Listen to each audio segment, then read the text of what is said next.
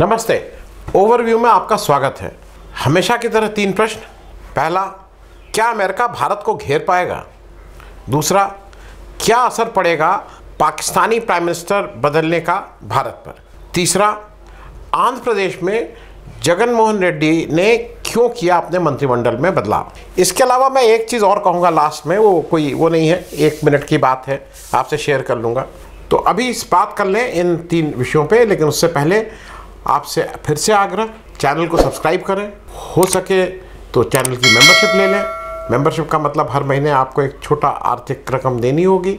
अगर आप महीने का कमिटमेंट नहीं करना चाहते हैं तो हमारी वन टाइम एक बार भी मदद कर सकते हैं, आर्थिक मदद, जिससे चैनल चलाने में हमें बहुत आसानी हो जाती है। उसका डिटेल नीचे डिस्क्रिप्शन बॉक्स में है। तो सबसे पहली बात, क्या अमेरिका भारत को घेर पाएगा? कल प्रेसिडेंट बाइडेन और प्राइम मिनिस्टर मोदी की एक वर्चुअल मीटिंग हुई। बाइडेन जी ने जब ये मीटिंग की, जैसा कहा, उन्होंने इसको इनिशिएट किया, तो और वही इसके होस्ट थे टेक्निकली। और उनके साथ जब वो मीटिंग कर रहे थे तो हिंदुस्तान के डिफेंस मिनिस्टर राजनाथ सिंह साहब, जयशंकर साहब जो फॉरेन मिनिस्टर, और हिंदुस्तान के एम्बेसडर उन्होंने अपने साथ बिठा के रखा था। और उनके यूएसए के काउंटर पार्ट भी थे, ऑस्टिन जो डिफेंस मिनिस्टर, इत्यादि इत्यादि। मैंने जितना देखा है, मुझे ये कहीं मिला नहीं। तो मैंने कई जगह कोशिश की है, मुझे ऑफिशियल कंफर्मेशन नहीं है। तो इसलिए अगर आप लोगों के किसी के पास हो तो आप हमारी नॉलेज पूरी करिए, लेकिन जो मैं समझ पाया हूँ मैं उसके हिसाब से बोल रहा हूँ। ड्यूरेशन ऑफ द मीटिंग, मेरे हिसाब से मीटिंग का कुल मियाद करीब 6.5-7 मिनट से ज़्यादा की नहीं थी। उसमें बाइडेन साहब करीब 2.5 मिनट बोले हैं और मोदी साहब करीब 4-4.25 मिनट बोले हैं। ये टोटल मीटिंग थी मेरे हिसाब से। लेकिन अगर आपके पास इसका कोई आधिकारिक वो बाद में, ठीक है, उनके स्पोक्स पर्सन ने क्या क्या कहा क्या नहीं कहा। इस वार्तालाप से पहले, मीटिंग से पहले, एक प्रीएम्बल ऑफ द मीटिंग का एक ट्रेडिशन है। तो यूएस ने अपने प्रीएम्बल ऑफ द मीटिंग में कहा था कि वो जो रशिया की ब्रूटल वॉर है अगेंस्ट यूक्रेन, उसको इसलिए ये मीटिंग हो रही है। जबकि इससे अलग हिंदुस्तान ने इस मीटिंग के अपने प्रीएम्बल में कहा था कि हम एक्सचेंज ऑफ व्यूज़ करेंगे, recent development in south Asia और इंडियन पैसिफिक की बात करेंगे। उसने रशिया यूक्रेन के नाम लेने से बचे थे और उसका नाम नहीं लिया था। जब मीटिंग हो गई तो यूएसए के जो स्पोक्स पर्सन है जेन पास्की, उनकी ब्रीफिंग में उन्होंने बताया कि बाइडेन जी ने मोदी जी से कहा है कि आप रशिया से जो क्रूड है वो लेना डिसकंटिन्यू करिए, क्योंकि ऑयल इंपोर्ट करना, रशिया से ऑयल इंपोर्ट करना हिंदुस्तान के लॉन्ग टर्म हित में नहीं रहेगा। इसी तरह की बात उनके यहाँ से अभी दलीप सिंह आए थे, उन्होंने भी ये कहा था, बात भी कही थी, आप धमकी उसको मानिए, राय मानिए, जो भी मानिए, एडवाइस कहें या थ्रेट कहें, जो भी था, इस तरह की बात हुई थी। इन्हीं उनके जो स्पोक्स पर्सन हैं यूएस के, उन्होंने कहा कि जो बूचा किलिंग है उस पर इंडिया को इस बार बोलना पड़ा। देखिए, हम लोगों ने पहले, इंडिया ने बचता था बोलने से, लेकिन बोलना पड़ा, और बिना नाम लिए मोदी जी ने उसकी निंदा भी की और उसकी जांच की भी बात कर कही। मोदी जी ने इसके अलावा बताया, जब मीटिंग हो रही थी, कि कैसे उन्होंने दवाइयाँ भेजी हैं और राहत सामग्री भेजी है। 20,000 लोग थे वहाँ, जिसमें मुख्य जनरली बात बाइडेन से की।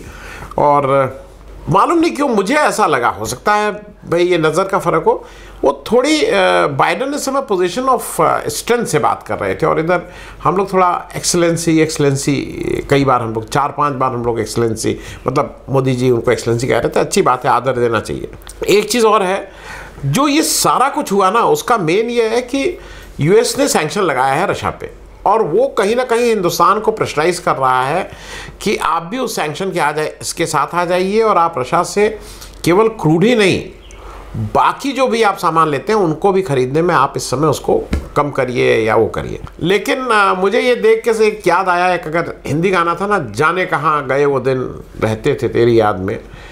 मोदी जी को याद ट्रम्प ज़रूर आए होंगे। नमस्ते ट्रम्प, हाउडी मोदी, क्या दोस्ताना था। तब ये वर्चुअल थोड़ी ही बात होती, मतलब जब राजनाथ सिंह जी गए, जयशंकर जी गए, अरे तब सामने सामने बात होती पुराने दिनों में, गले में हाथ डाल के एक दूसरे से बातचीत करते। याद है ना कि जब ट्रम्प के दिनों में ग्राउंड रियलिटी ये थी कि वो जाते थे एक दिन के लिए, फिर वो यहाँ प्रसून वाजपेयी का इंटरव्यू, वहाँ किसी का नमस्ते ट्रम्प, वो उधर, मतलब चारों तरफ मोदी जी घूम घाम करके एनआरआई से बातचीत करके सब जगह घूम घाम के आते थे। अब बाइडेन के आने से वो मालूम नहीं क्या हो गया है। अंत में एक चीज़ तय है कि यूएस का प्रेशर बढ़ता जाएगा। दूसरी तरफ रशिया है, रशिया का एक हमारा लॉन्ग टर्म कमिटमेंट हमारा उसके साथ रहा है पूर्व में। अब इन दोनों ताकतों के बीच बैलेंस करना बहुत आसान चीज़ नहीं होगी। ये थोड़ा मतलब डिप्लोमेटिकली हिंदुस्तान के लिए थोड़ा ज़्यादा बैलेंसिंग एक्ट है। अब बात कर लें पाकिस्तान की, क्या असर पड़ेगा पाक पीएम बदलने का भारत पर। पाकिस्तान में पीएम बदल दिए गए, इमरान खान की जगह शहबाज खान शरीफ आ गए, नवाज शरीफ के छोटे भाई।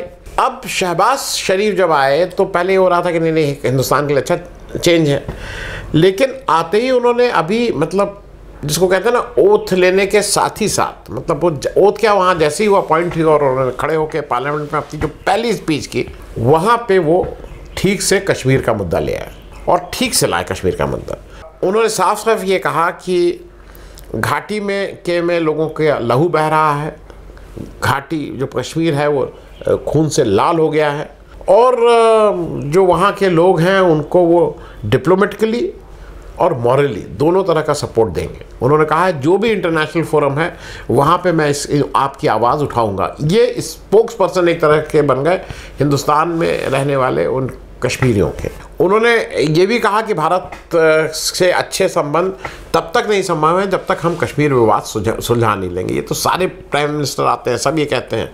उन्होंने एक चीज़ और कही, क्योंकि वो बहुत हार्ड हिटिंग उनका स्टेट, उन्होंने कहा कि अगस्त 2000 उन्होंने इमरान खान के ऊपर जब हमला बोला तो उन्होंने कहा कि अगस्त 2019 में जब हिंदुस्तान ने 370 हटाई थी कश्मीर में, तो इमरान खान ने उस समय डिप्लोमेटिक कौन सा एफर्ट किया था उसके अगेंस्ट, जब लोग और उसी रेफरेंस में उन्होंने बोला कि जब वहाँ खून बह रहा था और इत्यादि इत्यादि। इधर क्या हुआ है कि इस पर मैं सोचता हूँ कि अलग से कभी एपिसोड कर दूंगा जिसमें थोड़ा डिटेल हो जाए, लेकिन मैं अभी इमीडिएट क्राइसिस बता दूँ। इमरान के जो लोग हैं, उनके जो पार्टी के लोग हैं, उन लोग एन ब्लॉक, उनको जो कुछ पार्टी सपोर्ट भी कर रही हैं, इन लोगों ने उसका बहिष्कार किया। जो वोटिंग हुई इन लोग बाहर निकल गए, और ऐसा कहा जा रहा है इन सब लोग 100 से ऊपर जो वहाँ के एमपीज़ हैं वो अपना इस्तीफ़ा दे रहे हैं। अब इस्तीफ़ा दे देने से वहाँ एक अजीब सी समस्या शुरू हो जाएगी। समस्या ये शुरू हो जाएगी कि 100 जगह बाई इलेक्शन कराने हैं, क्योंकि बाई इलेक्शन 2 महीने के अंदर होंगे। उनका रेगुलर इलेक्शन 2023 में है, अगले साल। अब अगर 100 से ऊपर जगहों पे बाई इलेक्शन हो रहे हैं तो एक तो सरकार का ध्यान भटकता है, नवाज शरीफ की जो पार्टी है या बिलावल भुट्टो की पार्टी है उसमें एक बिना कहे एक आपस में कॉम्पिटिटिवनेस आ जाएगी, क्योंकि अगर वो दोनों लड़ते हैं तो मतलब वो इमरान खान ने एक बहुत सोची समझी रणनीति के तहत ये किया है। इमरान खान साहब इधर पिछले दिनों से एक बार एक बात कह रहे थे कि अमेरिकन कॉन्स्पिरेसी है, क्योंकि वो एक अमेरिकन कॉन्स्पिरेसी की बात कर रहे थे, क्योंकि उनका ये कहना था कि मैंने इंडिपेंडेंट फॉरेन पॉलिसी परस्यू की, इसलिए ये अमेरिका हमें आरा तख्ता पलट कराना चाहता है। वो एक कम्युनिकेशन की बात करते थे कि यूएस से एक वार्निंग आई है कि what will be the consequences if no confidence motion अगर फेल हो जाता है। इसी को लेके वो बार कर रहे थे कि अमेरिकन कॉन्स्पिरेसी है। एक्चुअली हुआ ये था कि ये जो कम्युनिकेशन है ये पाकिस्तान के जो अमेरिका में एम्बेसडर ने उनका कम्युनिकेशन था, और उन्होंने अपनी जो कुछ अमेरिकन डिप्लोमेट से, अमेरिकन कुछ ऑफिशियल से बात की थी, उसकी बिना पे उन्होंने भेजा था, जिसमें था कि अगर नो कॉन्फिडेंस मोशन फेल होता है तो उसके क्या क्या कॉन्सिक्वेंसेस हैं। एक चीज़ और रही है कि जो पाकिस्तान में जो फौज है उसने इस बार अपनी थोड़ा रिस्ट्रेन दिखाया है। जनरल कमर बाजवा साहब जो इस समय वहाँ के पाकिस्तानी जनरल हैं, जिस समय इमरान साहब आए थे इमरान खान को, और ऐसा कहा जाता था कि एक तरह से उनका टैक्टिकल सपोर्ट था, तभी इमरान खान उस गद्दी पे बैठे थे। लेकिन बीच के दिनों में ऐसा माना जाने लगा कि जो उनके DGISI थे लेफ्टिनेंट जनरल फैज़ हमीद साहब, उनसे इमरान खान साहब की दोस्ती ज़रा ज़्यादा हो गई थी, और जब जनरल बाजवा ने उनका कहीं ट्रांसफ़र किया था पेशावर में कोर कमांडर के रूप में, तो उसमें भी शायद इमरान खान ने एक समय कोशिश की थी कि उस ट्रांसफ़र को रुकवाएं, लेकिन जनरल बाजवा नहीं माने थे। और इस पूरे घटनाक्रम में एक तरह से जो सेना है वो थोड़ी तटस्थ क्या रही है, वो इंटरफियर नहीं किया है। तो ये एक शुभ संकेत है, क्योंकि किसी भी डेमोक्रेसी में सेना और इन सब का तो रोल नहीं होना चाहिए। लेकिन अब ये हिंदुस्तान के लिए एक मुश्किल वक्त है, क्योंकि इमरान खान और शहबाज शरीफ साहब के बीच में कौन बेहतर है या कौन कम खराब है ये डिसाइड करना मुश्किल होगा। लेकिन मैं फिर से याद दिला दूँ, मैं अगर कहूँगा तो मैं इमरान खान को बेटर मानूंगा इंडिया के रेफरेंस पे। उसका कारण कई हैं। एक तो कारण यह है कि जितने ढंग से ये उठा रहे हैं, एक कारण ये भी कि एक बात हरदम याद रखिएगा, ये नवाज शरीफ की लाइन को टो करते हैं। जो करगिल हुआ था उस समय परवेज मुशर्रफ जनरल थे और नवाज शरीफ साहब के ही कार्यकाल में करगिल हुआ था। बाद में नवाज शरीफ साहब एक स्टैंड ये ले लिए थे कि मुझे तो पता ही नहीं था आर्मी ने ये कर दिया। हालांकि जानकार लोग ये कहते हैं कि उनको पल पल की खबर थी दोनों पक्ष में।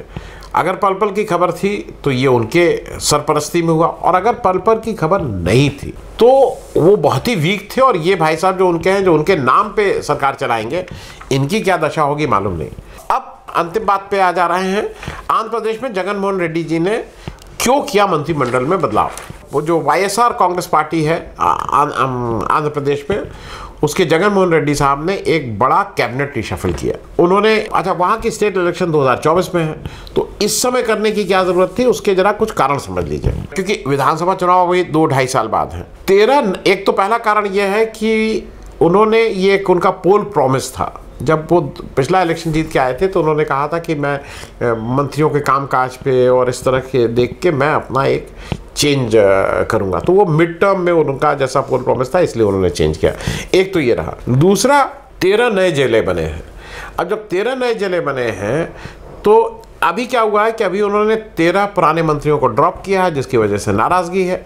14 नए मंत्री आए हैं, 11 पुराने चेहरे हैं, टोटल 25 लोगों को लिया है। तो जो 13 नए मंत्री ड्रॉप हुए हैं अब वो चुनाव की दृष्टि से तैयारी शुरू कर दिए हैं।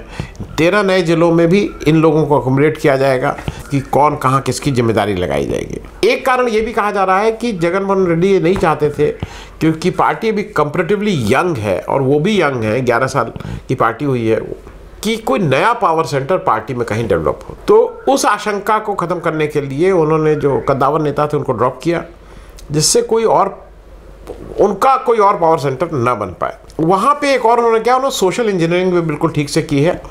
70% जो इस समय मंत्री हैं वो SC ST OBC या माइनॉरिटी है। तो उन्होंने उस सोशल इंजीनियरिंग को मतलब और ठीक किया है, बैकवर्ड्स और इनका OBC का रिप्रेजेंटेशन बढ़ाया है।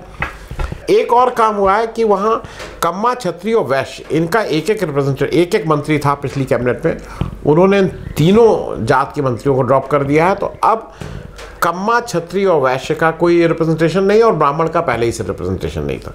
तो उनके मंत्रिमंडल में ये 4 लोगों का रिप्रेजेंटेशन नहीं है। एक और जो उन्होंने चौंकाने वाला काम किया, जो इनिशियली ये था, एक नए तरह की राह दिखा दी है उन्होंने पूरे देश को। उन्होंने 5 deputy CM chief minister announce कर दिए। तो 5 डिप्टी चीफ मिनिस्टर हैं। तो भाई आंध्र प्रदेश थोड़ा यूपी के मुकाबले छोटा है, तो हमारे यहाँ हम लोग 12 तो कम से कम डिप्टी चीफ मिनिस्टर कर ही सकते हैं। तो मैं ये कह रहा हूँ कि ये एक परंपरा उन्होंने डाल दी हिंदुस्तान के, उसमें डिप्टी चीफ मिनिस्टर का कोई बहुत वो नहीं होता है, लेकिन एक कहने को डिप्टी चीफ मिनिस्टर है। तो अब आने वाले समय में आप देखिएगा कि ये जो 5 हैं, ये कब आधा दर्जन और कब 1 दर्जन और कब 2 दर्जन के रूप में कन्वर्ट होंगे, ये आने वाला समय बताएगा। Thank you so much for joining. हाँ, चलते चलते मैं माफ़ कीजिएगा, मैं एक आपसे मैंने कहा था कि मैं एक और बात करूँगा जो मैंने उसमें नहीं। रॉबर्ट वाड्रा जी ने जब महाकाल का दर्शन करने गए तो उन्होंने कहा है कि अब वो पॉलिटिक्स में जल्दी आने वाले हैं और वो आके बिल्कुल पॉलिटिक्स को चेंज कर देंगे। और ये भी उन्होंने अपने इंटरव्यू में यूट्यूब को दिया कि उनको लोग बहुत पसंद करते हैं और बहुत वो है।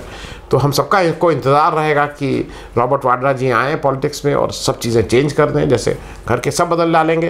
कांग्रेस में अब उन्हीं की कमी रह गई थी, शायद वही आ जाए तो वही कुछ कांग्रेस को की नैया पार लगाएं। Thank you so much for that. Thank you.